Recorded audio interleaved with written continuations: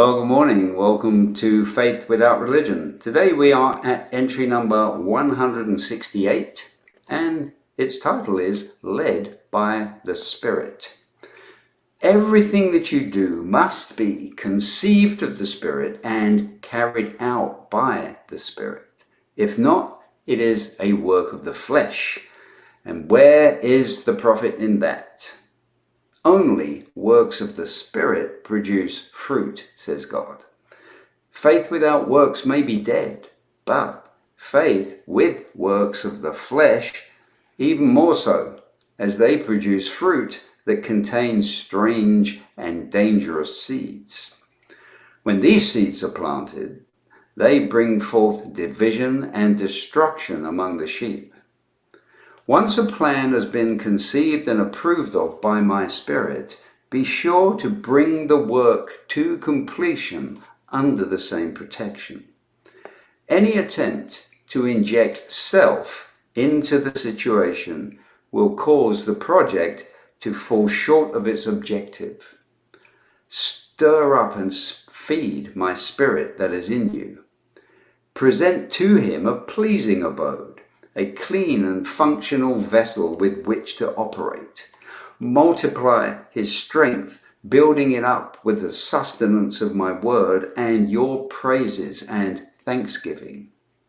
Take each step with the bold expectation of success worthy of an anointed warrior, but remember that the glory is not for you to wear, and that humility looks like a precious stone on your foundation. Do not proclaim an intention without first seeking the discernment of the Spirit within you. And remember that if God wills should always be your primary consideration. The man that does my will is protected by my divine anointing and powered by my Spirit. The man doing his own will is vulnerable and within the grasp of the enemy. My Spirit is like a protective force field that encapsulates the wearer. The inertia of non-activity causes its effectiveness to diminish. Just like faith without works, these works of the flesh remove the protection altogether. Much worse, the words coming forth from your mouth, words spoken in the flesh, will instantly grieve me and cause the protection to be withdrawn.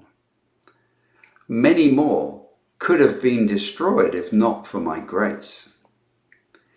Prayer before decisions, building up of the Spirit through my word, and taking actions directed by my Spirit.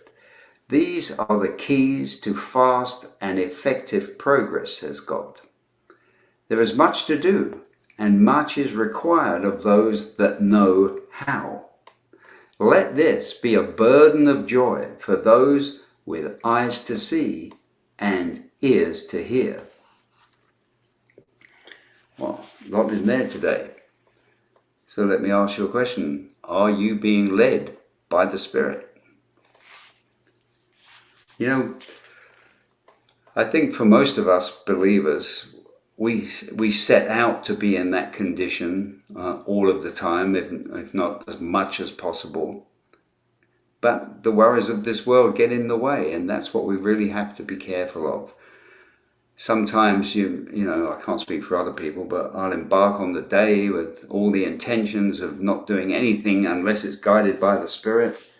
And then suddenly I look around a couple of hours later and I'm off on a complete tangent, which is definitely not being guided by the Spirit. So you have to keep pulling yourself back into focus. It's vitally important. And the only way you can do it is to keep the Spirit of the Lord that dwells inside you, keep it stirred up. And how do you keep it stirred up? Well, by reading His Word.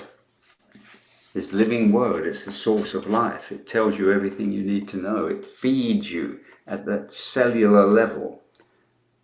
Make no mistake, it's not just a bunch of words on pieces of paper. This is a spiritual energy that will resonate with every cell of your body, and it will bring them into alignment. It will bring your thinking into alignment.